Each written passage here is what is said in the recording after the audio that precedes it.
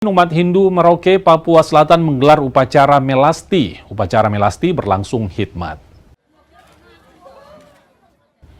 Upacara Melasti digelar di Pantai Lampu 1, Merauke, Papua Selatan. Sebelum menggelar Melasti, terlebih dahulu digelar ibadah persembahyangan di Pura Agung Anumerta Sari. Usai upacara Melasti, umat Hindu kembali melanjutkan persembahyangan di Pura Agung Anumerta Sari.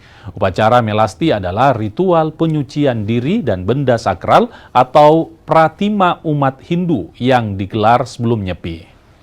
Untuk sedikit saya sampaikan di sini mengenai makna dan tujuan daripada melaksanakan upacara Melasti ini adalah merupakan yang pertama penyucian daripada alam. Yang pertama penyucian alam yang kita sebut itu makrokosmos, kemudian penyucian daripada diri sendiri manusia yang kita sebut adalah mikrokosmos ya.